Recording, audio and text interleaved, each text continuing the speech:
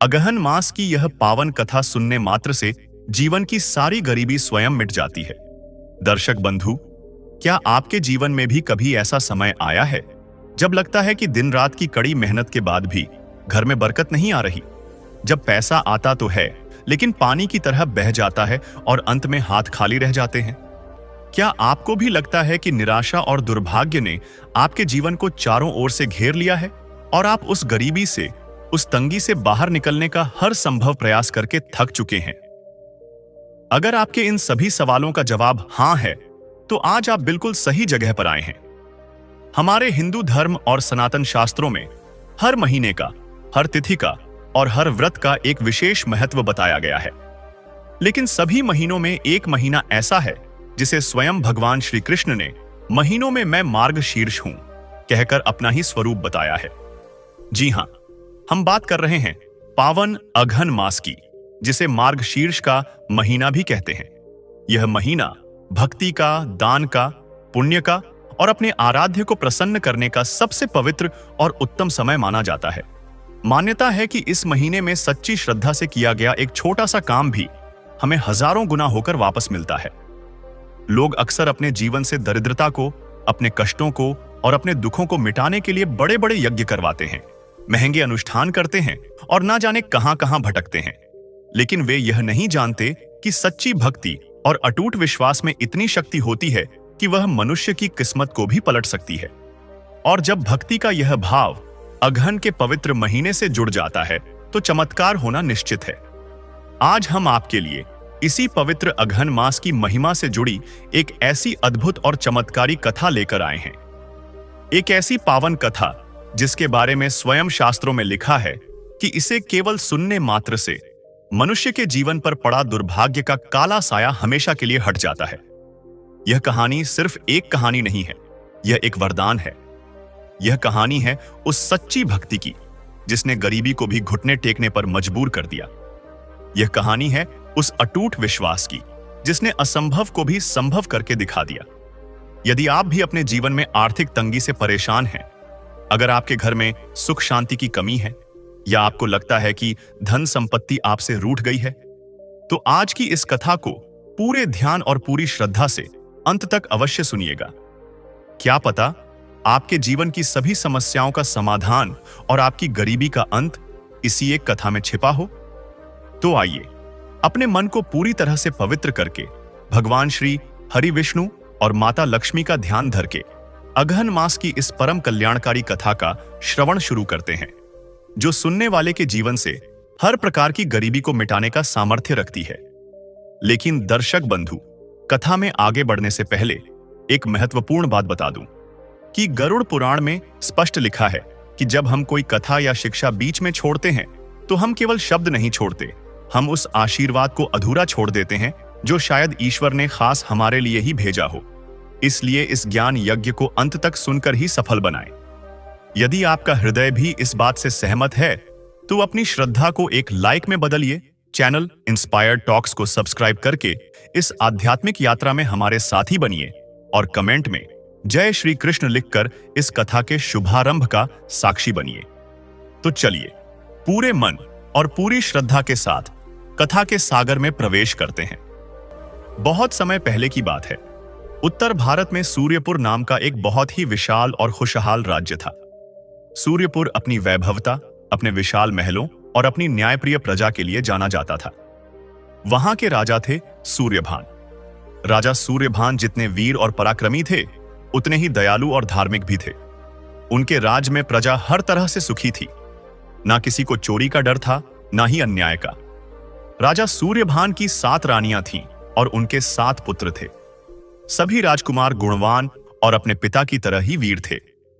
राजा ने अपने 6 बड़े राजकुमारों का विवाह बड़े ही धूमधाम से आसपास के बड़े राज्यों की राजकुमारियों से कर दिया था। महल में 6 बहुएं थीं और चारों तरफ रौनक ही रौनक थी। लेकिन राजा सूर्यभान और बड़ी रानी रत्नावती के मन में एक चिंता हमेशा बनी रहती थी। यह चिंता थी उनके सबसे छोटे बेटे राजकुमार विक्रम को लेकर। राजकुमार विक्रम 7 भाइयों में सबसे होशियार, सबसे सुंदर और सबसे गुणी था। वह शास्त्र और शस्त्र दोनों विद्याओं में माहिर था उसका स्वभाव इतना विनम्र था कि महल के दास दासियों से लेकर राज्य की आम प्रजा तक सभी उसे दिल से चाहते थे। मगर राजकुमार विक्रम का विवाह अभी तक नहीं हुआ था। राजा सूर्यभान ने अपने सबसे काबिल मंत्री को देश विदेश में विक्रम के लिए एक योग्य वधू की तलाश के लिए भेजा था। मंत्री हर जगह गए, बड़े बड़े राजाओं की बेटियों के रिश्ते भी आए, लेकिन कोई भी कन्या राजकुमार विक्रम के तेज और गुणों के सामने टिक नहीं पाती थी। रानी रत्नावती अक्सर अपने पति से कहती, महाराज, मुझे तो लगता है हमारे विक्रम के लिए कोई साधारण लड़की बनी ही नहीं है, उसके लिए तो कोई देवी ही इस धरती पर उतरेगी। राजा भी उनकी बात से सहमत होते। राजकुमार विक्रम को इन सब बातों की कोई फिक्र नहीं थी। वह अपना ज्यादातर समय अपनी प्रजा की सेवा में या फिर जंगल में शिकार का अभ्यास करने में बिताता था। उसका अपनी 6 की 6 भाभियों से बहुत अच्छा रिश्ता था।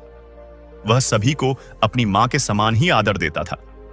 पर महल में जो सबसे छोटी रानी थी, यानी राजा के छठे बेटे की पत्नी रानी रोहिणी, उसका स्वभाव कुछ अलग था। रानी रोहिणी अपने मायके से बेपनाह दौलत और सुंदरता का घमंड लेकर आई थी। उसे इस बात का गुरूर था कि वह सभी रानियों में सबसे सुंदर है। वह महल में किसी से सीधे मुंह बात नहीं करती थी और हमेशा राजकुमार विक्रम को किसी न किसी बात पर नीचा दिखाने की कोशिश करती रहती थी। हालांकि विक्रम उसके व्यंग्य को हमेशा मुस्कुराकर टाल देता था। एक दिन की बात है, दोपहर का समय था। राजकुमार विक्रम शस्त्रों का अभ्यास करके महल में लौटे। पसीने से भीगे हुए उन्हें बड़े जोर की प्यास लगी। वह पानी पीने के लिए अपने कक्ष की तरफ बढ़े, लेकिन रास्ते में उन्हें कोई दास या दासी नजर नहीं आई। सभी अपने अपने काम में व्यस्त थे। तभी सामने से छोटी रानी रोहिणी अपनी दासियों के साथ टहलती हुई आती दिखी। रानी रोहिणी ने कीमती वस्त्र और आभूषण पहने थे और अपने रूप के घमंड में चूर लग रही थी। राजकुमार विक्रम ने बड़ी ही विनम्रता से अपनी भाभी को प्रणाम किया और कहा, भाभी, मुझे बहुत तेज प्यास लगी है। क्या आप किसी दासी से कहकर मेरे लिए एक गिलास पानी भिजवा सकती हैं? विक्रम की यह साधारण सी बात सुनकर रानी रोहिणी के तन बदन में जैसे आग लग गई।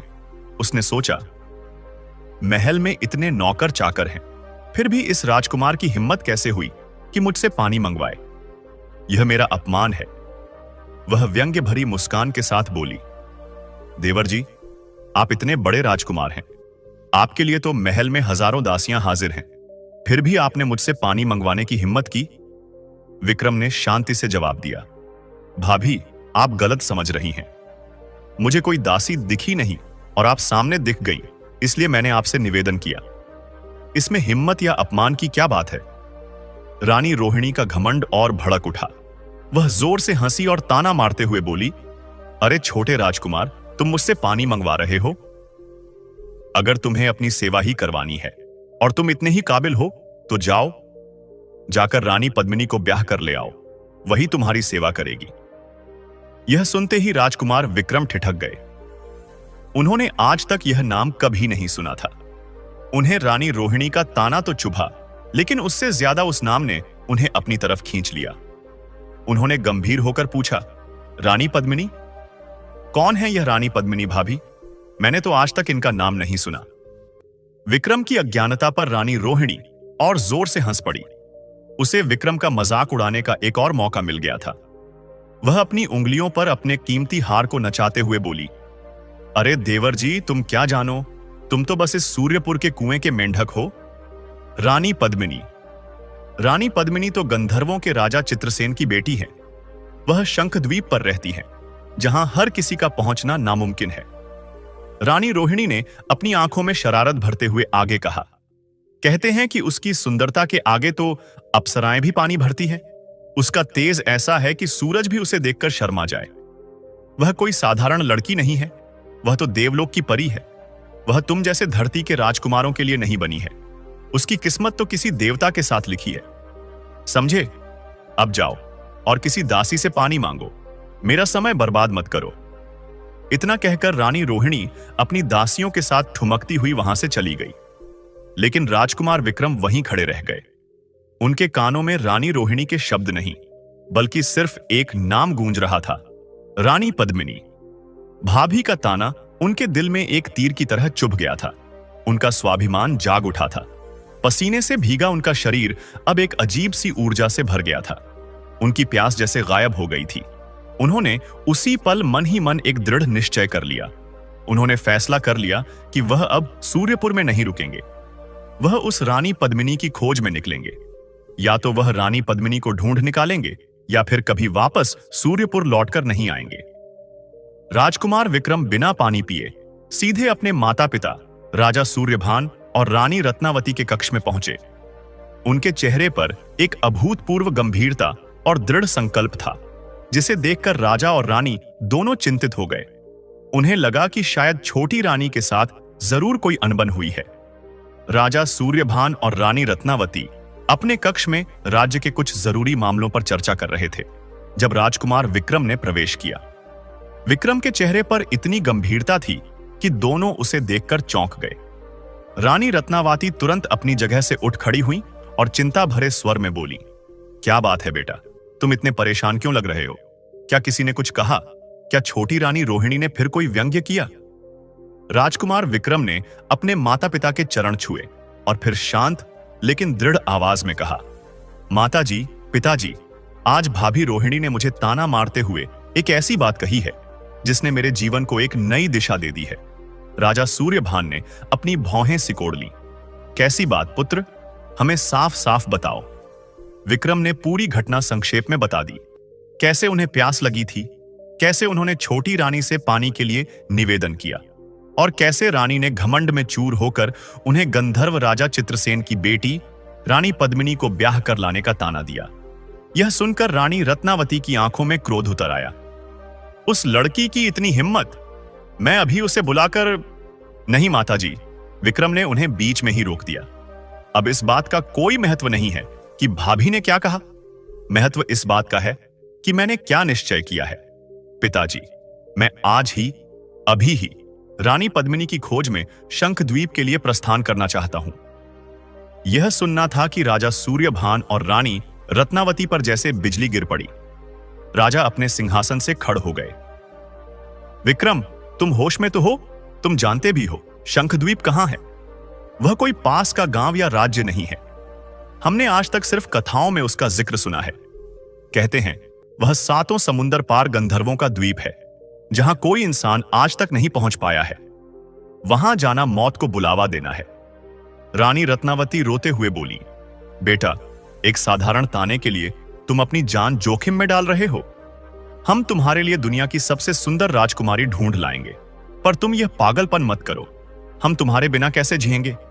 विक्रम ने अपनी मां के आंसू पोंछे और बड़े ही सधे हुए स्वर में कहा, माताजी, अब यह सिर्फ एक ताने या विवाह की बात नहीं रही। यह मेरे स्वाभिमान की बात है। भाभी रोहिणी ने मुझे अयोग्य और कायर समझा है। उन्होंने मुझे ताना दिया कि रानी पद्मिनी मुझ जैसे धरती के राजकुमार के लिए नहीं बनी है।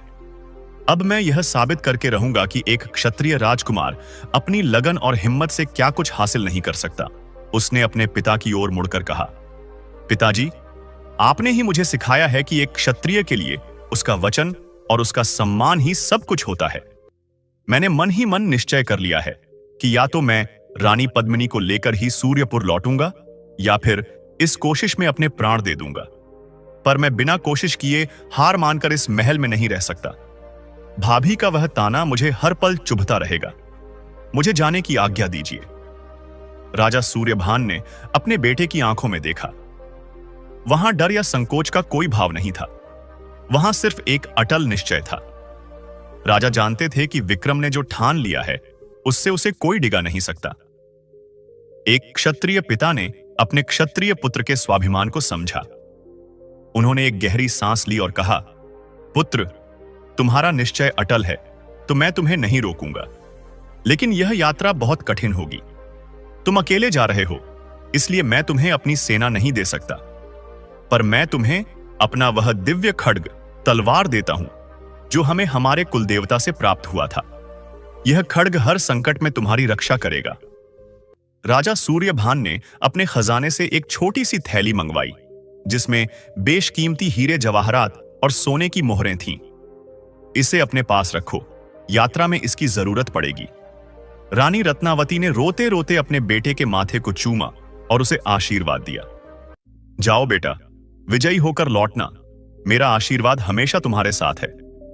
राजकुमार विक्रम ने अपने माता पिता के पैर छुए। उन्होंने अपने 6 बड़े भाइयों और उनकी पत्नियों से भी विदा ली। सभी ने उन्हें समझाने की बहुत कोशिश की, पर विक्रम अपने निश्चय पर अडिग थे। सिर्फ छोटी रानी रोहिणी दूर खड़ी यह सब तमाशा देख रही थी और मन ही मन मुस्कुरा रही थी। उसे लगा कि विक्रम कभी शंखद्वीप नहीं पहुंच पाएगा और रास्ते में ही मारा जाएगा। राजकुमार विक्रम ने राजसी वस्त्र उतार दिए और एक साधारण यात्री के वस्त्र पहन लिए। उन्होंने अपनी कमर में पिता का दिया हुआ दिव्य खड्ग बांधा और मोहरों की थैली रख ली। महल के बाहर उनका सबसे प्रिय घोड़ा पवन तैयार खड़ा था। विक्रम अपने घोड़े पर सवार हुए। उन्होंने एक आखिरी बार अपने महल, अपने राज्य सूर्यपुर को देखा और अपने माता पिता को प्रणाम किया। फिर उन्होंने घोड़े को एड़ लगाई और महल के मुख्य द्वार से बाहर निकल पड़े। सूर्यपुर की प्रजा अपने सबसे चहेते राजकुमार को यूं साधारण वेश में राज्य छोड़कर जाते देख हैरान थी, पर किसी को कुछ समझ नहीं आया। राजकुमार विक्रम ने किसी से कुछ नहीं कहा। उनका घोड़ा हवा से बातें करता हुआ राज्य की सीमा को पार करता हुआ उस दिशा में बढ़ चला जिधर विशाल समुद्र था। उनके दिमाग में बस एक ही नाम था, शंखद्वीप, और एक ही लक्ष्य था, रानी पद्मिनी। उनका कठिन और अनजान सफर शुरू हो चुका था। राजकुमार विक्रम अपने घोड़े पवन पर सवार सूर्यपुर की सीमाओं से बहुत दूर निकल आए थे। उन्हें यात्रा करते हुए कई दिन बीत चुके थे। वह दिन में सफर करते और रात होते ही किसी घने पेड़ के नीचे या किसी गांव की धर्मशाला में रुक जाते। उन्होंने कई छोटे बड़े गांव, नदियां और पहाड़ पार किए। उनके चेहरे पर ना तो थकान थी और ना ही कोई शिकन। उनके दिल में बस अपनी मंजिल तक पहुंचने की धुन सवार थी। दिन हफ्तों में बदलने लगे और हफ्ते महीनों में।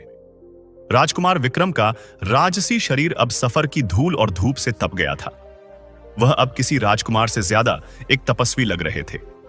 जैसे जैसे वह आगे बढ़ रहे थे, आबादी कम होती जा रही थी और जंगल घने होते जा रहे थे। एक शाम वह एक ऐसे जंगल के किनारे पहुंचे जो उन्होंने आज तक नहीं देखा था। यह जंगल आम जंगलों जैसा नहीं था। यह बहुत ही घना, विशाल और अंधकारमय था। सूरज की रोशनी भी इसके पेड़ों को भेद कर धरती तक नहीं पहुंच पा रही थी। जंगल के बाहर खड़े होकर ही एक अजीब सी बेचैनी महसूस हो रही थी। वहां के स्थानीय लोगों ने विक्रम को उस जंगल में जाने से रोका। एक बूढ़े आदमी ने उन्हें चेतावनी दी, बेटा, यह कोई साधारण जंगल नहीं है, यह भ्रम वन है। जो भी आज तक इस जंगल में गया है वह कभी लौटकर वापस नहीं आया। कहते हैं इसमें बुरी आत्माएं और मायावी शक्तियां हैं जो यात्रियों को भटका देती हैं। तुम यह रास्ता छोड़ दो। लेकिन विक्रम अपने निश्चय के पक्के थे। उन्होंने बूढ़े आदमी को धन्यवाद दिया और कहा, बाबा, मैं मौत के डर से अपना लक्ष्य नहीं छोड़ सकता। मुझे शंखद्वीप जाना ही है और यही एक रास्ता है जो मुझे समुद्र तक ले जाएगा। यह कहकर विक्रम ने अपने घोड़े पवन को एड़ लगाई और उस घने अंधकारमय जंगल में प्रवेश कर गए। जैसे ही उन्होंने जंगल में कदम रखा, पीछे से आने वाली रोशनी जैसे एक झटके में बंद हो गई। चारों तरफ एक डरावना सन्नाटा छा गया। सिर्फ झींगुरों की आवाजें और उनके घोड़े की टापें ही सुनाई दे रही थीं। विक्रम लगातार चलते रहे। एक दिन बीता, 2 दिन बीते, फिर तीसरा दिन आया। जंगल खत्म होने का नाम ही नहीं ले रहा था। विक्रम को अब एहसास होने लगा था कि वह रास्ता भटक गए हैं। वह जिस रास्ते से भी जाते, घूम फिरकर वापस उसी जगह पहुंच जाते जहां उन्होंने एक बड़ा सा काला पत्थर देखा था। उनका घोड़ा पवन भी अब थकने लगा था। उनके पास जो खाने पीने का सामान था वह भी अब खत्म हो चला था। विक्रम और उनका घोड़ा दोनों भूख और प्यास से बेहाल होने लगे। कई बार उनके मन में निराशा के बादल छा जाते। उन्हें अपनी मां की याद आती, अपने पिता का चेहरा याद आता। एक पल के लिए उनके मन में ख्याल आया, क्या मैं यह सब एक ताने के लिए कर रहा हूं? क्या भाभी रोहिणी सही थी कि मैं रानी पद्मिनी के योग्य नहीं हूं? लेकिन अगले ही पल उन्हें अपने पिता का दिया हुआ दिव्य खड्ग याद आया। उन्होंने अपनी कमर से खड्ग को छुआ। खड्ग को छूते ही उनके शरीर में जैसे एक नई ऊर्जा का संचार हो गया। उनका स्वाभिमान फिर से जाग उठा। नहीं, मैं हार नहीं मान सकता। एक क्षत्रिय पुत्र अपना प्रण नहीं तोड़ता। इसी दृढ़ निश्चय के साथ वह आगे बढ़े। वह बुरी तरह थक चुके थे, और प्यास के मारे उनका गला सूख रहा था। तभी उन्हें कुछ दूर एक हल्की सी रोशनी दिखाई दी। उन्हें लगा कि यह भी जंगल का कोई धोखा ना हो, लेकिन उनके पास उस रोशनी की तरफ जाने के अलावा और कोई चारा नहीं था। वह जैसे तैसे अपने घोड़े को लेकर उस दिशा में बढ़े।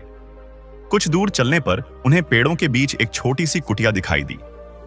कुटिया के बाहर एक तेजस्वी साधु आंखें बंद किए तपस्या में लीन थे। उनके चेहरे पर इतना तेज था कि पूरा जंगल उस रोशनी से चमक रहा था। राजकुमार विक्रम घोड़े से उतरे। उन्होंने साधु के ध्यान में कोई बाधा नहीं डाली और हाथ जोड़कर चुपचाप खड़े हो गए। कुछ देर बाद साधु ने अपनी आंखें खोली। उन्होंने विक्रम को देखा और एक हल्की सी मुस्कान दी, जैसे वह उनके आने का ही इंतजार कर रहे हों। साधु बोले, आओ पुत्र विक्रम, मैं जानता हूं तुम कौन हो और यहां क्यों आए हो। विक्रम यह सुनकर हैरान रह गए। उन्होंने साधु के चरण छुए। महात्मा, आप सब जानते हैं, मैं इस जंगल में भटक गया हूं, कृपया मेरा मार्गदर्शन करें। साधु ने कहा, पुत्र, यह जंगल एक मायावी वन है। यह हर यात्री की परीक्षा लेता है। जो मन से कमजोर होता है वह यहीं भटक कर रह जाता है, लेकिन तुम्हारी आंखों में दृढ़ संकल्प है और तुम्हारा दिल पवित्र है।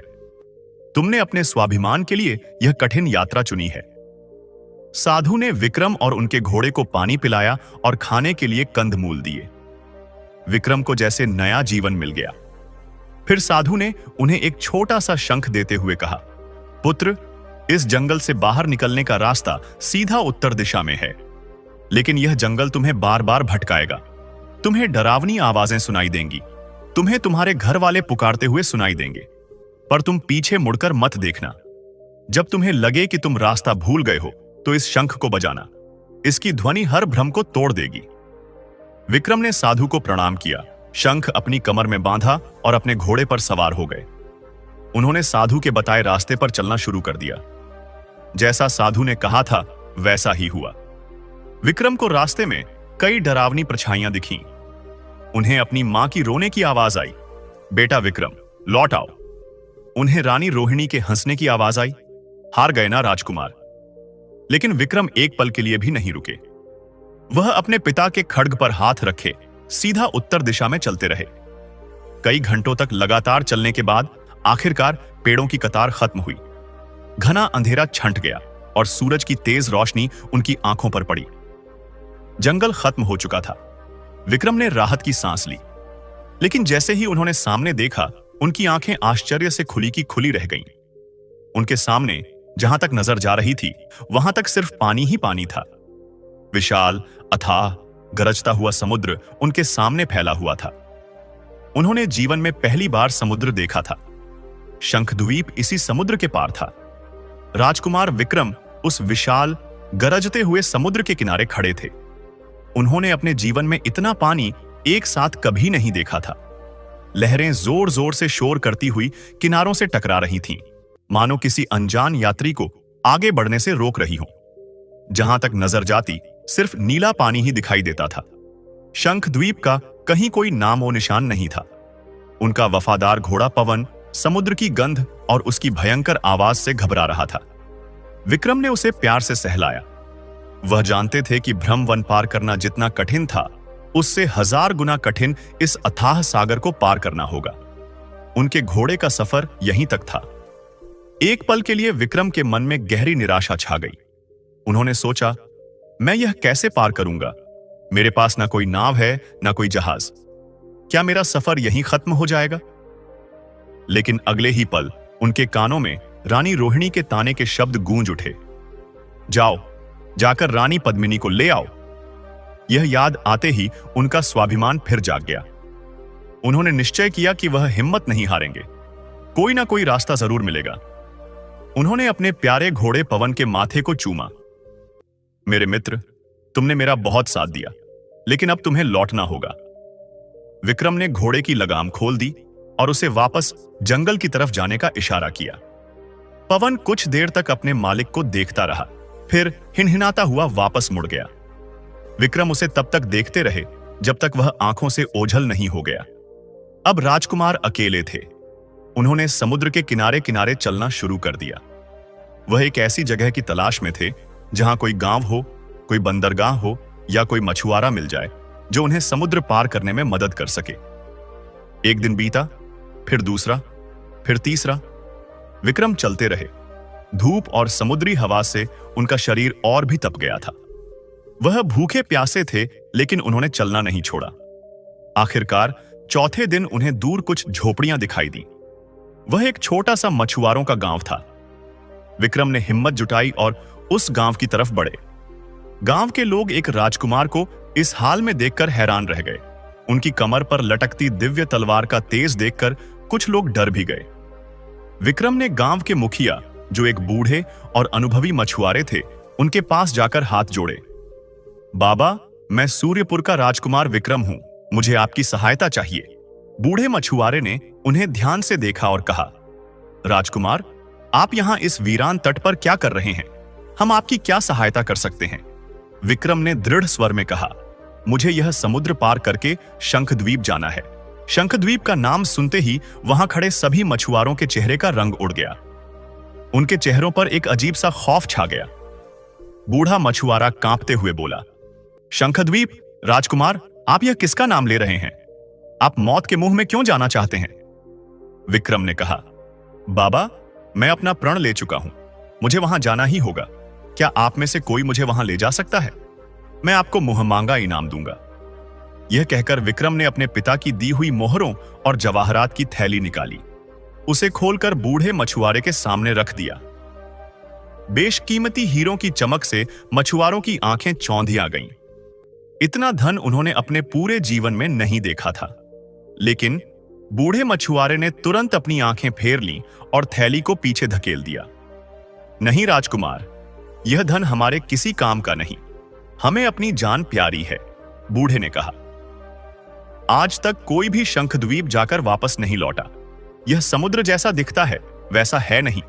इसमें भयंकर तूफान आते हैं, बड़े बड़े जहाजों को निगल जाने वाले विशाल समुद्री दैत्य रहते हैं और ऐसी जानलेवा भंवरें हैं जो एक पल में सब कुछ नष्ट कर देती हैं। एक दूसरे मछुआरे ने कहा, राजकुमार, वह गंधर्वों का द्वीप है।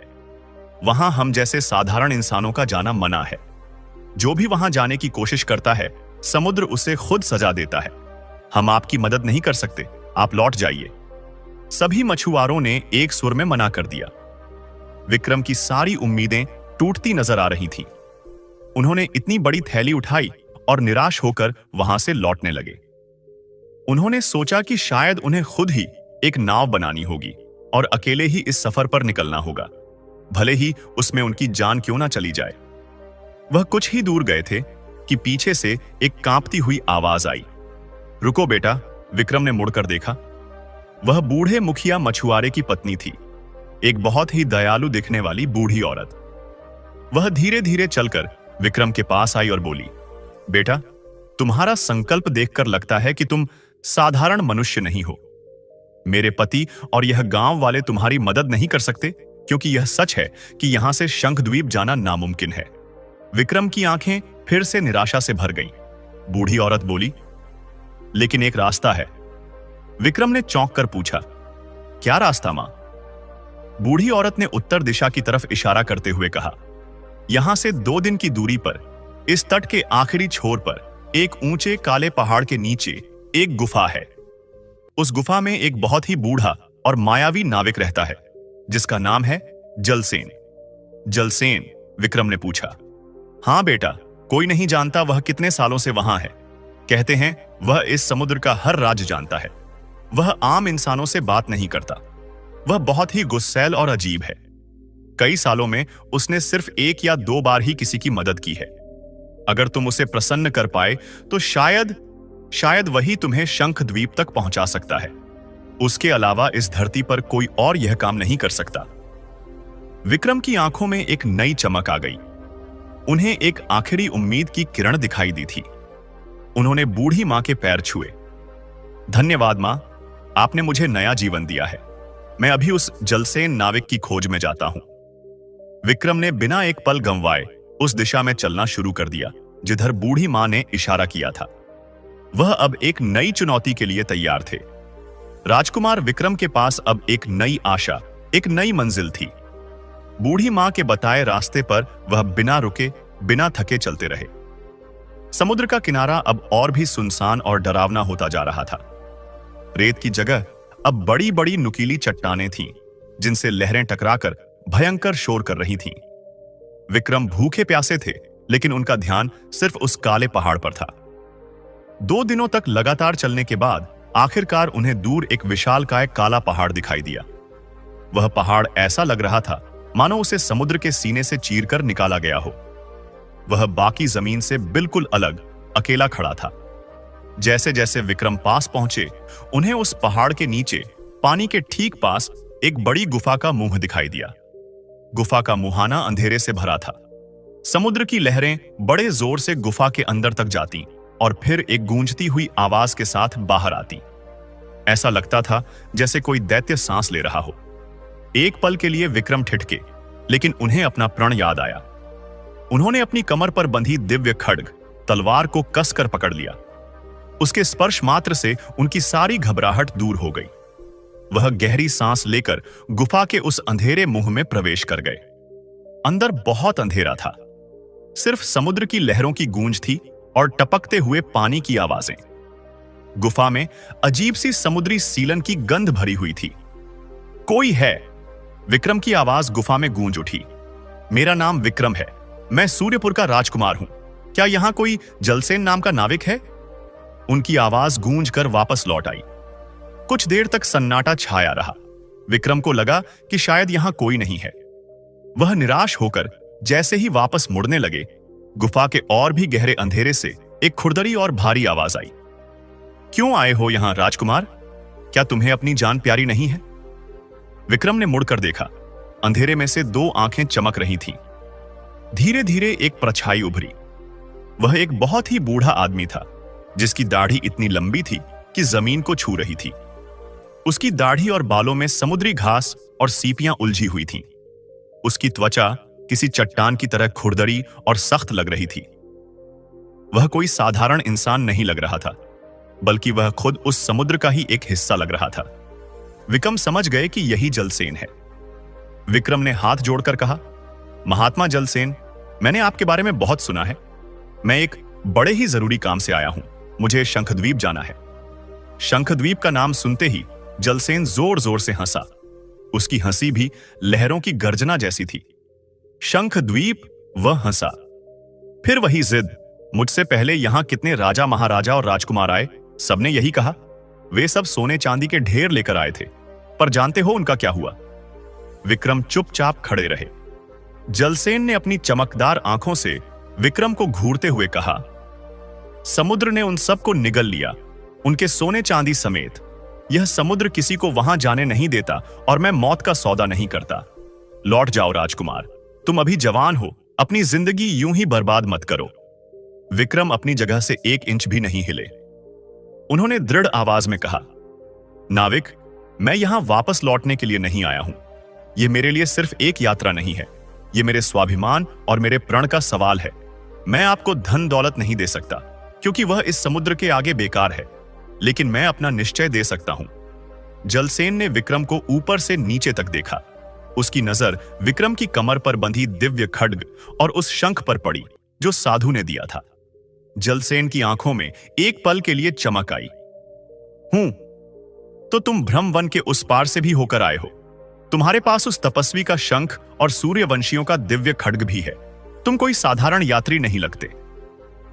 जलसेन कुछ देर सोचता रहा, फिर बोला, ठीक है राजकुमार, तुम्हारे संकल्प में मुझे सच्चाई दिखती है। मैं तुम्हें उस द्वीप तक ले जाऊंगा, लेकिन मेरी एक शर्त है। क्या शर्त है? मुझे सब मंजूर है, विक्रम ने तुरंत कहा। जलसेन ने गुफा के कोने में पड़ी एक छोटी सी, बहुत ही पुरानी दिखने वाली नाव की तरफ इशारा किया। वह नाव इतनी कमजोर लग रही थी कि एक बड़ी लहर भी उसे तोड़ दे। जलसेन ने कहा, यह मेरी नाव है। यह चमत्कारी है। यह सिर्फ विश्वास और हिम्मत पर चलती है। सफर बहुत लंबा और खतरनाक होगा। भयंकर तूफान आएंगे, समुद्री दैत्य रास्ता रोकेंगे। तुम्हें हर पल मुझ पर और इस नाव पर अटूट विश्वास रखना होगा। अगर एक पल के लिए भी तुम्हारे मन में डर आया या तुमने मेरी किसी बात पर शक किया, तो यह नाव उसी पल समुद्र में डूब जाएगी और मैं तुम्हें बचाने नहीं आऊंगा। बोलो, मंजूर है? विक्रम ने बिना एक पल सोचे कहा, मुझे मंजूर है, मैं अपने मन में डर को नहीं आने दूंगा। जलसेन के खुरदरे चेहरे पर एक हल्की सी मुस्कान आई। तो ठीक है, कल सुबह सूरज की पहली किरण के साथ हम अपनी यात्रा शुरू करेंगे। तब तक के लिए आराम कर लो, क्योंकि आने वाले कई दिनों तक तुम्हें नींद नसीब नहीं होगी। अगली सुबह सूरज की पहली किरण ने अभी काले पहाड़ को छुआ ही था कि राजकुमार विक्रम तैयार हो गए। जलसेन अपनी उस छोटी, पुरानी और कमजोर दिख रही नाव के पास खड़ा था। उसकी आंखें समुद्र की लहरों को घूर रही थीं, मानो उनसे बातें कर रहा हो। आओ राजकुमार, जलसेन ने अपनी खुरदरी आवाज में कहा। समुद्र की परीक्षा का समय हो गया है। विक्रम ने एक पल के लिए उस छोटी सी नाव को देखा। उसे देखकर कोई भी यह नहीं कह सकता था कि यह विशाल समुद्र में एक पल भी टिक पाएगी। लेकिन विक्रम को अपनी शर्त याद थी। उसने अपने मन से सारे शक और डर को निकाल दिया और चुपचाप नाव में आकर बैठ गया। जैसे ही दोनों नाव पर सवार हुए, एक चमत्कार हुआ। वह हल्की सी दिख रही नाव पानी पर किसी पत्ते की तरह नहीं, बल्कि एक भारी और मजबूत जहाज की तरह एकदम स्थिर हो गई। जलसेन ने कोई चप्पू, पतवार नहीं उठाया। उसने सिर्फ नाव के अगले हिस्से पर अपना खुरदरा हाथ रखा और अपनी आंखें बंद कर लीं। नाव अपने आप बिना किसी आवाज के गुफा के अंधेरे से निकलकर खुले अथाह समुद्र की ओर बढ़ चली। काला पहाड़ पीछे छूट गया। मछुआरों का वह गांव और वह किनारा सब नजरों से ओझल हो गए। अब चारों तरफ जहां तक नजर जाती सिर्फ नीला शांत पानी था। एक दिन बीता, दूसरा दिन बीता, फिर तीसरा। विक्रम ने अपने जीवन में इतना सन्नाटा और इतनी शांति कभी नहीं देखी थी। समुद्र एकदम शांत था। ऐसा लगता था मानो वह किसी बड़े तूफान से पहले की खामोशी हो। विक्रम चुपचाप जलसेन को देखते रहते, जो नाव के अगले हिस्से पर किसी मूर्ति की तरह स्थिर बैठा रहता। वह ना कुछ खाता था, ना पीता था, बस आंखें बंद किए रहता। विक्रम को भी भूख प्यास नहीं लग रही थी। उनके शरीर में एक अलग ही ऊर्जा का संचार हो रहा था, लेकिन यह शांति उनके मन को बेचैन कर रही थी। 5वें दिन की शाम को वह शांति टूटी। अचानक आसमान का रंग जो साफ नीला था, वह एक पल में बदलकर गहरा काला हो गया। सूरज छिप गया और चारों तरफ घुप अंधेरा छा गया। शांत समुद्र में जैसे उबाल आ गया। ठंडी हवा की जगह आग उगलती हुई तेज हवाएं चलने लगीं। हवा की आवाज किसी चीख में नहीं, बल्कि लाखों दैत्यों की दहाड़ में बदल गई। देखते ही देखते पानी के छोटे छोटे पहाड़ खड़े हो गए। लहरें इतनी ऊंची उठने लगीं कि वे आसमान को छूने की कोशिश कर रही हों। वह छोटी सी नाव उन लहरों के बीच एक तिनके की तरह ऊपर जाती और फिर भयंकर तेजी से नीचे खाई में गिर जाती। विक्रम एक वीर योद्धा थे। उन्होंने कई युद्ध देखे थे, लेकिन प्रकृति का ऐसा भयानक रूप उन्होंने पहली बार देखा था। यह किसी इंसान से लड़ाई नहीं थी, यह सीधे प्रलय से लड़ाई थी। डर की एक लहर विक्रम के शरीर में दौड़ गई। उन्होंने अपनी जान बचाने के लिए नाव के किनारे को दोनों हाथों से कसकर पकड़ लिया। नाविक, विक्रम चिल्लाए, यह तो भयंकर तूफान है, हम सब मारे जाएंगे। यह नाव अब टूटने ही वाली है, कुछ करो। जलसेन ने उस भयंकर शोर के बीच धीरे से अपनी आंखें खोली। उसकी आंखें तूफान की बिजली से भी ज्यादा चमक रही थीं। उसने विक्रम की तरफ घूरकर देखा और गरजा, राजकुमार, अपनी प्रतिज्ञा याद करो।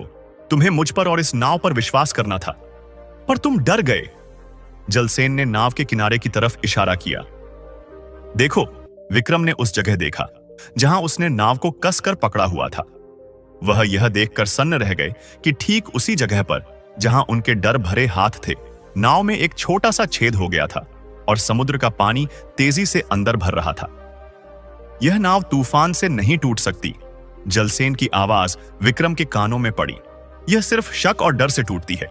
तुम्हारा डर ही इस नाव को डुबो रहा है। अगर जिंदा रहना चाहते हो तो अपना डर छोड़ दो और मुझ पर विश्वास करो। विक्रम को अपनी गलती का एहसास हुआ। उनकी एक पल की घबराहट उनके पूरे प्रण को डुबोने जा रही थी। उन्होंने जलसेन की आंखों में देखा, जिनमें कोई डर नहीं था, सिर्फ अटूट विश्वास था। विक्रम ने एक गहरी सांस ली। उन्होंने अपनी पकड़ ढीली कर दी और नाव के किनारे से अपने हाथ हटा लिए। यह करना आसान नहीं था। नाव अब भी किसी खिलौने की तरह उछल रही थी, लेकिन विक्रम ने अपनी आंखें बंद कर लीं। उन्होंने अपने मन को शांत किया और अपने दिल में सिर्फ एक ही ख्याल रखा, मुझे जलसेन पर भरोसा है, मुझे इस नाव पर भरोसा है। और जैसे ही विक्रम ने अपने मन से डर को पूरी तरह निकाल दिया, एक और चमत्कार हुआ। नाव में हुआ छेद अपने आप भरने लगा। पानी का अंदर आना बंद हो गया। तूफान अभी भी बाहर गरज रहा था, लहरें अभी भी ऊंची उठ रही थीं, लेकिन अब वह नाव लहरों से लड़ नहीं रही थी, वह उनके साथ नाच रही थी। जलसेन उसे बड़ी कुशलता से लहरों के ऊपर से निकालता हुआ तूफानी समुद्र को चीरता हुआ आगे बढ़ता रहा। विक्रम आंखें बंद किए स्थिर बैठे रहे। कई घंटों तक यह प्रलय चलता रहा। फिर जितनी तेजी से तूफान आया था, उतनी ही तेजी से वह शांत हो गया। जब विक्रम ने आंखें खोली तो आसमान फिर से साफ था, समुद्र शांत था। जलसेन अभी भी मूर्ति की तरह बैठा था।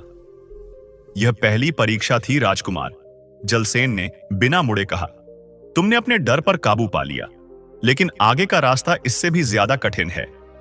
विक्रम ने कुछ नहीं कहा, उन्होंने बस खामोशी से सिर झुका लिया। वह समझ गए थे कि यह यात्रा सिर्फ शरीर की नहीं, बल्कि आत्मा और विश्वास की थी। तूफान के शांत होने के बाद यात्रा फिर से शुरू हुई, लेकिन अब समुद्र पहले जैसा शांत नहीं था। विक्रम ने अपने डर पर काबू पा लिया था, लेकिन अब वह हर आहट पर चौकन्ना रहता था। जलसेन अभी भी किसी मूर्ति की तरह स्थिर बैठा था, उसकी आंखें क्षितिज पर टिकी थीं। कई दिन और बीते। एक दोपहर जब सूरज ठीक उनके सिर पर चमक रहा था, जलसेन ने अचानक अपनी आंखें खोली। राजकुमार, उसकी खुरदड़ी आवाज में एक चेतावनी थी। तैयार हो जाओ, तूफान तो समुद्र का बाहरी क्रोध था, अब हम उसके दिल के रक्षकों का सामना करेंगे। विक्रम कुछ समझ पाते इससे पहले ही उनकी नाव रुक गई। पानी जो अब तक नाव को आगे बढ़ा रहा था, वह एकदम शांत और किसी कांच की तरह स्थिर हो गया। फिर नाव के चारों ओर पानी में अजीब सी हलचल होने लगी। अचानक नाव से कुछ गज की दूरी पर पानी में एक भयंकर उबाल आया और एक विशालकाय समुद्री दैत्य ने पानी से अपना सिर बाहर निकाला। वह कोई साधारण जीव नहीं था। उसका सिर एक विशाल सांप जैसा था, लेकिन उसकी आंखें आग के गोलों की तरह जल रही थीं। उसकी खाल किसी काली चट्टान की तरह खुरदरी और सख्त थी, जिस पर समुद्री घास और सीपियां चिपकी हुई थीं। उसने एक ऐसी भयंकर दहाड़ मारी कि विक्रम के कानों में दर्द होने लगा। उस दैत्य ने अपना विशाल शरीर उनकी नाव के चारों ओर लपेटना शुरू कर दिया, जिससे उनका आगे बढ़ने का रास्ता पूरी तरह बंद हो गया। एक योद्धा होने के नाते विक्रम की पहली प्रतिक्रिया अपनी तलवार निकालना थी। उन्होंने तुरंत अपने पिता का दिया हुआ दिव्य खड्ग तलवार म्यान से बाहर निकाल लिया। उसकी चमक से एक पल के लिए दैत्य की आंखें भी चौंधिया गईं। रुको राजकुमार, जलसेन जोर से गरजा। यह तुम्हारी दूसरी परीक्षा है। यह दैत्य इस समुद्र का रक्षक है, यह अजेय है। तुम्हारे खड्ग का इस पर कोई असर नहीं होगा। यह शरीर की ताकत से नहीं, मन की शुद्धता से हारेगा। दैत्य ने विक्रम को घूरते हुए देखा। वह उन पर हमला नहीं कर रहा था, बस उनका रास्ता रोके खड़ा था। ऐसा लगता था मानो वह उनसे कोई सवाल पूछ रहा हो। यह तुमसे पूछ रहा है कि तुम इस पवित्र मार्ग पर क्यों आए हो, जलसेन ने कहा, जैसे वह उस दैत्य की भाषा समझता हो। यह गंधर्वों का मार्ग है, यहां मनुष्यों का आना पाप है। यह तुम्हें वापस लौटने को कह रहा है। विक्रम ने अपनी तलवार को नीचे किया, लेकिन उसे म्यान में नहीं रखा। उन्होंने उस दैत्य की जलती हुई आंखों में सीधे देखा। नाविक, विक्रम ने दृढ़ स्वर में कहा, इस रक्षक से कहो कि मैं यहां किसी लालच में या इस समुद्र का अपमान करने नहीं आया हूं। मैं सूर्यपुर का राजकुमार विक्रम हूं। मैं अपने स्वाभिमान और अपने प्रण को पूरा करने आया हूं। विक्रम ने अपनी तलवार को म्यान में वापस रख लिया और उस दैत्य के सामने हाथ जोड़ दिए। मैं इस समुद्र के रक्षक को प्रणाम करता हूं। मैं रानी पद्मिनी की खोज में शंखद्वीप जा रहा हूं। मेरा इरादा नेक है, कृपया मुझे मार्ग दें। दैत्य ने एक बार फिर दहाड़ मारी, मानो वह विक्रम की विनम्रता को स्वीकार नहीं कर रहा हो। वह नाव के और करीब आने लगा। यह नहीं मानेगा राजकुमार, जलसेन ने कहा, तुम्हारी विनम्रता काफी नहीं है। इसे सबूत चाहिए कि तुम साधारण मनुष्य नहीं हो। इसे कुछ ऐसा दिखाओ जो इस समुद्र से भी ज्यादा पवित्र हो। विक्रम सोच में पड़ गए। उनके पास ऐसा क्या था? उनका खड्ग, वह तो युद्ध के लिए था। तभी उनकी नजर उस शंख पर पड़ी, जो उन्हें भ्रमवन वाले साधु ने दिया था। विक्रम को साधु के शब्द याद आए, जब तुम्हें लगे कि तुम रास्ता भूल गए हो तो इस शंख को बजाना, इसकी ध्वनि हर भ्रम को तोड़ देगी। विक्रम ने तुरंत अपनी कमर से वह शंख निकाला। हां, जलसेन की आंखों में चमक आ गई। यही है, यह शंख भ्रमवन की शुद्धता का प्रतीक है। बजाओ इसे राजकुमार, इसकी ध्वनि को अपना प्रण, अपना निश्चय और अपनी शुद्ध आत्मा की गूंज बना दो। विक्रम ने शंख को अपने होठों से लगाया। उन्होंने एक गहरी सांस ली और अपनी पूरी ताकत और अपने पूरे संकल्प के साथ शंखनाद कर दिया। शंख से एक ऐसी दिव्य और मधुर ध्वनि निकली जो विक्रम ने पहले कभी नहीं सुनी थी। वह आवाज किसी युद्ध की घोषणा नहीं थी, वह एक प्रार्थना थी। वह ध्वनि समुद्र की भयंकर लहरों से टकराई, उस दैत्य के शरीर से टकराई और पूरे आसमान में गूंज उठी। चमत्कार हुआ। शंख की ध्वनि सुनते ही उस समुद्री दैत्य का भयंकर रूप शांत होने लगा। उसकी जलती हुई आंखें ठंडी पड़ गईं। उसका शरीर, जो नाव को जकड़ने के लिए आगे बढ़ रहा था, वह धीरे धीरे पीछे हटने लगा। उसने अपना विशाल सिर झुका दिया, मानो वह उस दिव्य ध्वनि को, उस पवित्र संकल्प को प्रणाम कर रहा हो।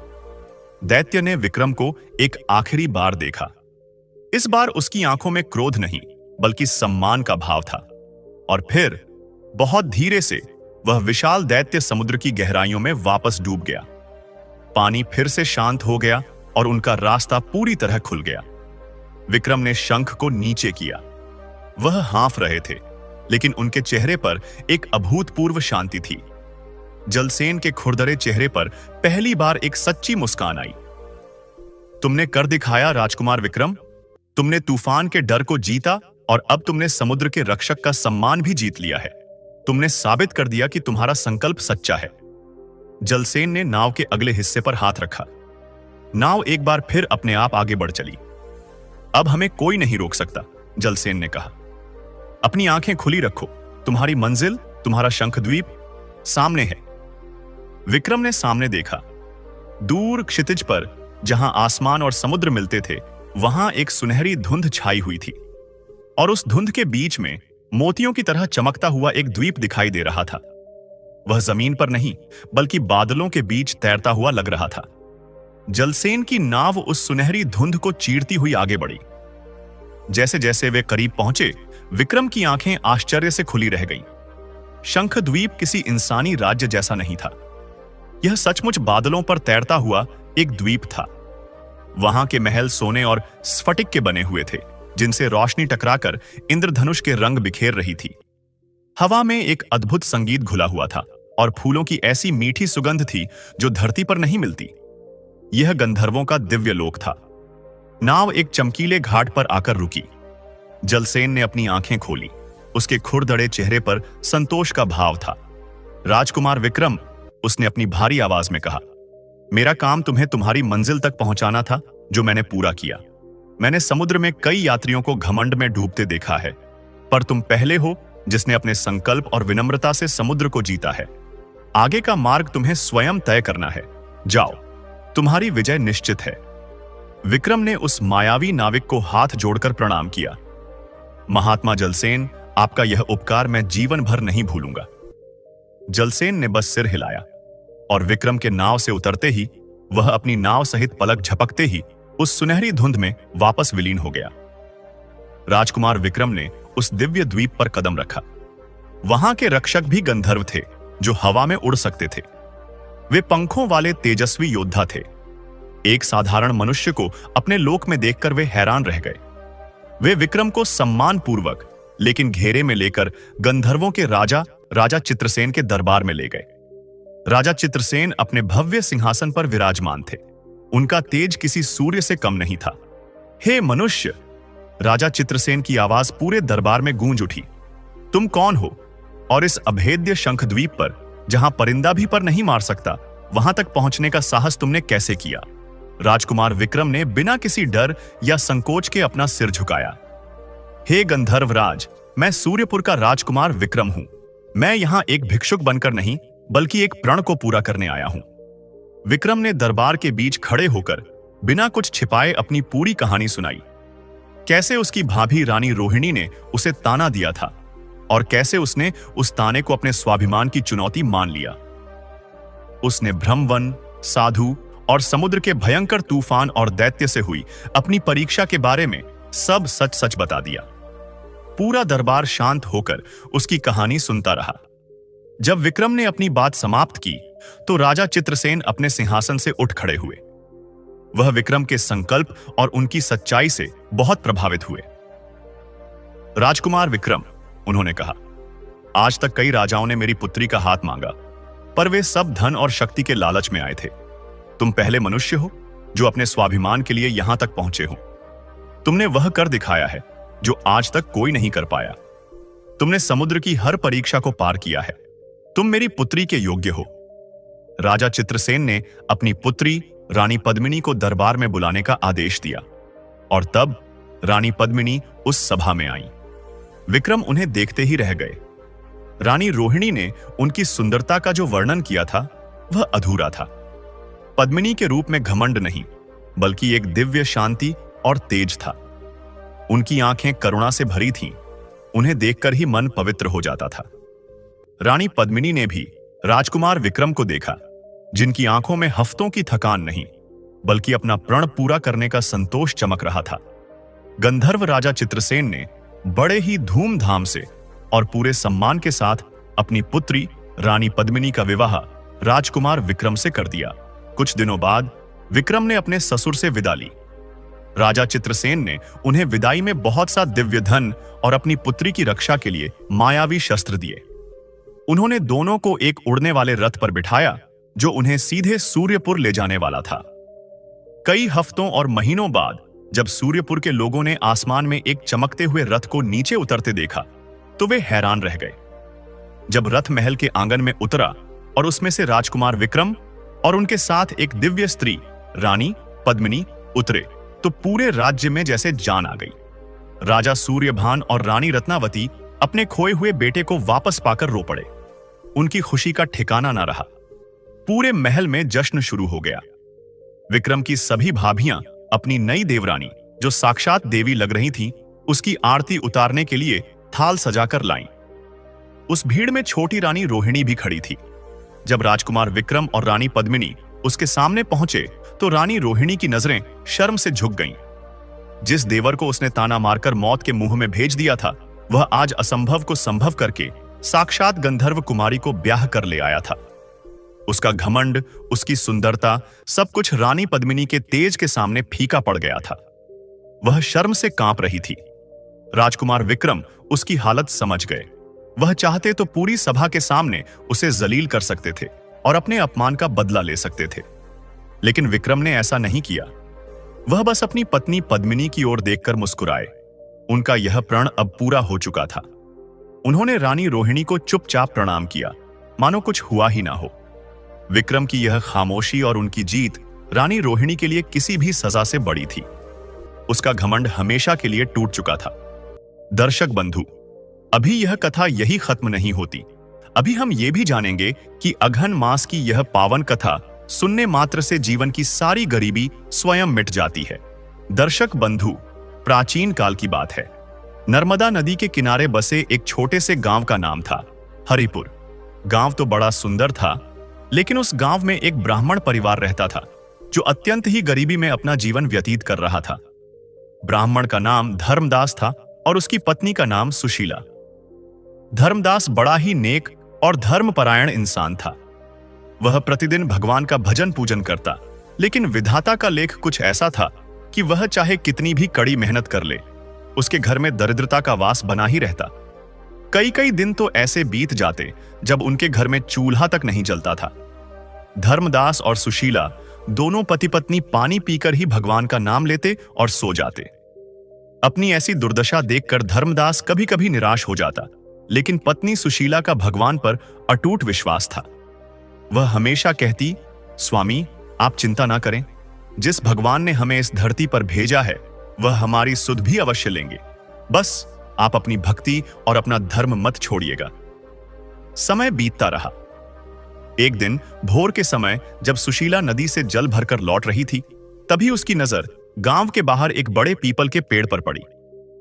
उस पेड़ के नीचे दर्जनों लोग बैठे हुए थे और एक तेजस्वी साधु महाराज उन्हें कोई कथा सुना रहे थे।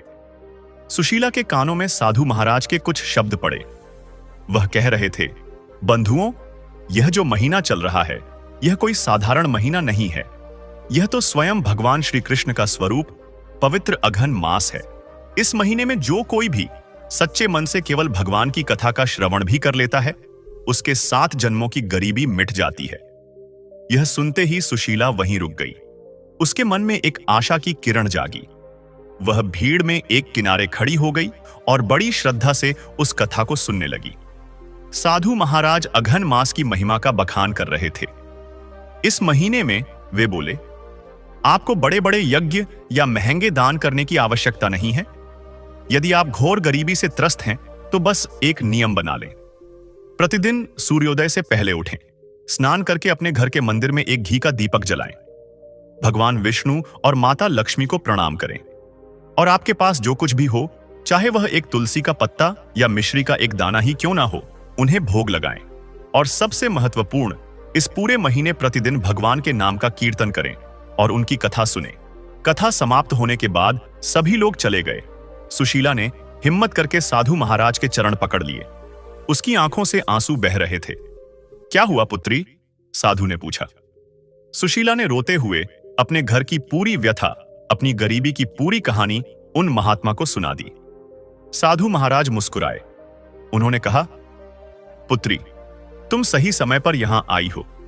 अगहन मास का प्रारंभ हो चुका है। तुम्हारे पास धन नहीं है तो क्या हुआ? तुम्हारे पास भक्ति तो है, तुम्हारे पास श्रद्धा तो है। तुम आज से ही यह व्रत आरंभ करो।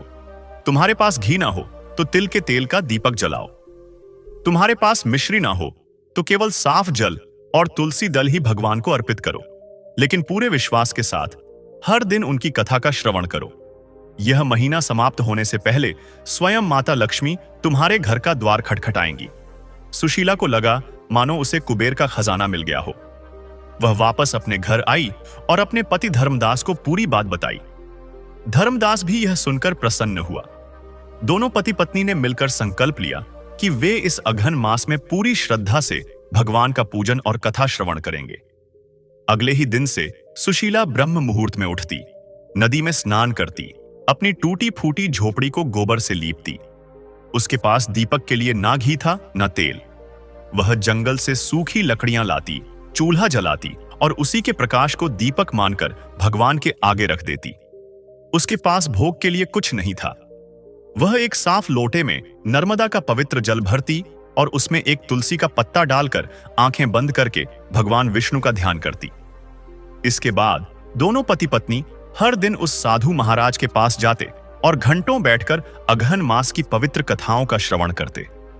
वे इतने मग्न होकर कथा सुनते कि उन्हें अपनी भूख प्यास, अपनी गरीबी, किसी बात का ध्यान ही नहीं रहता। पहला सप्ताह बीता, दूसरा सप्ताह बीता। एक दिन जब तीसरा सप्ताह चल रहा था, उस दिन अघन मास का गुरुवार था। यह दिन माता लक्ष्मी को अत्यंत प्रिय होता है। सुशीला ने उस दिन व्रत रखा था। घर में अन्न का एक दाना भी नहीं था। धर्मदास सुबह से काम की तलाश में निकला था, लेकिन उसे कहीं काम नहीं मिला। वह निराश होकर घर लौट रहा था। रास्ते में उसे एक बड़ा सा महल दिखाई दिया। वह उस राज्य के राजा का महल था। धर्मदास ने देखा महल के बाहर बड़ी भीड़ लगी है। पता चला कि राजा की महारानी का कोई बहुत कीमती हार खो गया है और राजा ने घोषणा की है कि जो कोई भी उस हार का पता बताएगा, उसे मुंह मांगा इनाम दिया जाएगा। धर्मदास भी वहीं खड़ा हो गया। वह मन ही मन भगवान विष्णु से प्रार्थना कर रहा था, हे प्रभु, हम इतने दिनों से आपकी भक्ति कर रहे हैं, क्या हमारी पूजा में कोई कमी रह गई? आज मेरी पत्नी ने व्रत रखा है और घर में भोग लगाने तक को कुछ नहीं है। तभी महल के बगीचे में उड़ती हुई एक चील आई। उसके पंजे में कुछ चमक रहा था। धर्मदास की नजर उस पर पड़ी। चील ने जैसे ही पेड़ की डाल पर बैठने का प्रयास किया, वह चमकदार चीज उसके पंजे से छूटकर सीधी धर्मदास के पैरों के पास आकर गिरी। धर्मदास ने उसे उठाया तो उसकी आंखें फटी रह गईं। वह वही बेशकीमती हार था जिसकी चर्चा पूरे महल में हो रही थी। एक पल के लिए धर्मदास के मन में लालच आया। उसने सोचा, अगर मैं इसे लेकर भाग जाऊं तो मेरी सारी गरीबी एक ही पल में मिट जाएगी। लेकिन अगले ही पल उसे अघन मास की कथा का स्मरण हुआ। उसे याद आया कि साधु महाराज ने कहा था, भक्ति के साथ अपना धर्म और अपनी ईमानदारी कभी मत छोड़ना। धर्मदास सीधा महल के द्वार पर गया और सिपाहियों से बोला, मुझे राजा से मिलना है, महारानी का हार मेरे पास है। सिपाही उसे तुरंत राजा के पास ले गए। धर्मदास ने पूरा हार राजा को सौंप दिया। राजा अपनी प्रिय वस्तु पाकर बहुत प्रसन्न हुआ। उसने धर्मदास की ईमानदारी से प्रभावित होकर पूछा, ब्राह्मण, तुम चाहते तो इसे बेचकर अमीर बन सकते थे, लेकिन तुमने इसे लौटा दिया। मांगो, तुम्हें क्या चाहिए? धर्मदास ने हाथ जोड़कर कहा, महाराज, आज अगहन का गुरुवार है। मेरी पत्नी ने व्रत रखा है, लेकिन घर में भगवान को भोग लगाने के लिए अन्न का एक दाना भी नहीं है। मुझे बस इतना अन्न, घी और फल दे दीजिए कि मैं और मेरी पत्नी भगवान का पूजन कर सकें और अपना व्रत खोल सकें। राजा उस गरीब ब्राह्मण की ऐसी निस्वार्थ भक्ति और संतोष देखकर दंग रह गया। राजा ने कहा, ब्राह्मण, तुम्हारी ईमानदारी और तुम्हारी भक्ति ने मेरा हृदय जीत लिया है। आज से तुम मेरे इस महल के राज पुरोहित हुए। तुम्हें रहने के लिए एक बड़ा घर, दास दासियां और जीवन भर के लिए राजकोष से स्वर्ण मुद्राएं दी जाएंगी। धर्मदास की आंखों से आंसू बह निकले।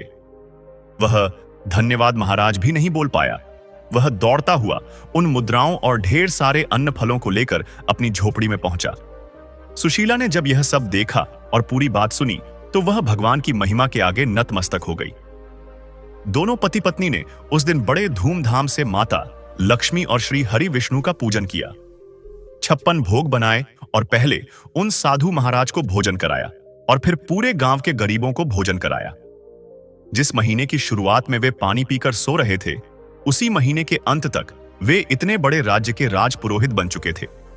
यह सब अगहन मास की उस पावन कथा को सुनने और सच्ची भक्ति करने का ही फल था। तो बंधुओं, यह थी अगहन मास की वह परम पावन और मंगलकारी कथा। यह कथा हमें सिखाती है कि जीवन में परिस्थितियां चाहे कितनी भी कठिन क्यों ना हो, चाहे गरीबी और दुर्भाग्य ने हमें कितना भी क्यों ना घेर रखा हो, लेकिन जो मनुष्य इस पवित्र मार्गशीर्ष मास में सच्चे मन और पूरी श्रद्धा के साथ भगवान श्री हरि विष्णु और माता लक्ष्मी का स्मरण करता है, व्रत उपवास और दान पुण्य करता है, उसके जीवन का अंधकार अवश्य ही मिट जाता है। जैसे इस कथा के पात्रों का जीवन भगवान की कृपा से घोर अंधकार से निकलकर सुख समृद्धि के प्रकाश में आ गया, ठीक उसी प्रकार इस पवित्र महीने में की गई आपकी भक्ति भी व्यर्थ नहीं जाएगी। अगहन का यह महीना हमें अवसर देता है अपने कर्मों को सुधारने का, अपनी आत्मा को शुद्ध करने का और स्वयं भगवान श्री कृष्ण के करीब आने का। हम आशा करते हैं कि इस पवित्र कथा को सुनकर आपके मन को शांति मिली होगी और आपके हृदय में भी भक्ति का एक नया दीप प्रज्वलित हुआ होगा। ईश्वर से हमारी यही प्रार्थना है कि भगवान श्री हरि विष्णु और धन की देवी माता महालक्ष्मी की कृपा आप पर और आपके पूरे परिवार पर सदैव बनी रहे। आपके घर के भंडार हमेशा भरे रहें और आपके जीवन से हर प्रकार की दरिद्रता और दुखों का सदा सदा के लिए नाश हो। यदि आपको यह कथा पसंद आई हो तो इस भक्ति को केवल अपने तक सीमित ना रखें। इस वीडियो को अपने प्रियजनों और मित्रों के साथ भी साझा करें ताकि वे भी इस पावन कथा का श्रवण करके पुण्य के भागी बन सकें। भगवान आप सबका कल्याण करें। बोलो श्री लक्ष्मी नारायण भगवान की जय।